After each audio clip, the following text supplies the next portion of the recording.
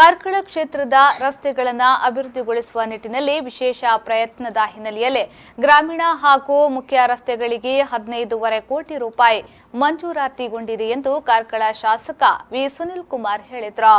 ಅವರು ಕಾರ್ಕಳದ ವಿಕಾಸ ಕಚೇರಿಯಲ್ಲಿ ಸುದ್ದಿಗೋಷ್ಠಿ ನಡೆಸಿ ಮಾತನಾಡಿ, ಲೋಕೋಪಯೋಗಿ ಇಲಾಖೆ ಹಾಗೂ ನೀರಾವರಿ ಅಚ್ಚುಕಟ್ಟು ಇಲಾಖೆಯ ವತಿಯಿಂದ ಈ ಅನುದಾನ ಬಿಡುಗಡೆಗೊಂಡಿದೆ.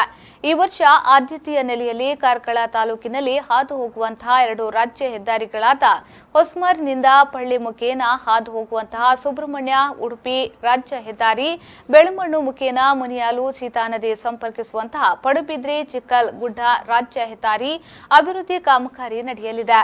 ಎಣ್ಣೆಹೊಳೆ, ನೆಲ್ಲಿಕಾರು, ಪಾಚಗುಡ್ಡೆ ಹಾಗೂ ಇನ್ನಿತರ ರಾಜ್ಯ ಹೆದ್ದಾರಿಯಲ್ಲಿರುವ ಅಪಾಯಕಾರಿ ತಿರುವುಗಳ ತೆರವು ಹಾಗೂ ದುರಸ್ತಿಪಡಿಸುವ ನಿಟ್ಟಿನಲ್ಲಿ 3 ಕೋಟಿ ರೂಪಾಯಿ ಅನುದಾನವನ್ನು ವಿಶೇಷವಾಗಿ ತೆಗೆದುಕೊಳ್ಳಲಾಗಿದೆ ಎಂದು ಹೇಳಿದರು.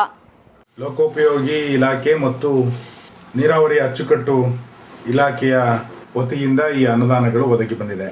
ಈ ವರ್ಷ ಆದ್ಯತೆಯ ನೆಲೆಯಲ್ಲಿ ನಮ್ಮ ತಾಲೂಕಿನಲ್ಲಿ ಹಾದು ಹೋಗುವಂತಹ 2 ರಾಜ್ಯ ಹೆದ್ದಾರಿಗಳು, ಒಂದು ಹೊಸಮಾರ್ನಿಂದ ಪಳ್ಳಿ ಮುಖಾಂತರ ಹಾದು ಹೋಗುವಂತ ಸುಬ್ರಹ್ಮಣ್ಯ ಉಡುಪಿಯ ರಾಜ್ಯ ಹೆದ್ದಾರಿ, ಎರಡನೇದು ಬೆಳ್ಮಣ್ಣು ಮುಖಾಂತರ ಮುನಿಯಾಲು ಸೀತಾ ನದಿಯನ್ನು ಸಂಪರ್ಕಿಸುವಂತಹ ಪಡುಬಿದ್ರೆ ಚಿಕ್ಕಲಗುಡ್ಡ ರಾಜ್ಯ ಹೆದ್ದಾರಿ.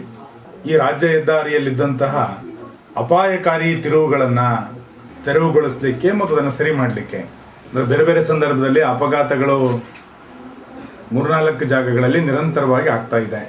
ಉದಾಹರಣೆಗೆ ನೆಲ್ಲಿಕಾರ್ನ ಬಳಿ ಇದೆಲ್ಲ ಆ 2-3 ಜಾಗಗಳಲ್ಲಿ ಅದೊಂದು ಅಪಘಾತ ಸ್ಥಳ ಅಂತಾನೆ ಅದು ಕುಖ್ಯಾತಿಗೆ ಒಳಗಾದಂಥ ಜಾಗಗಳು.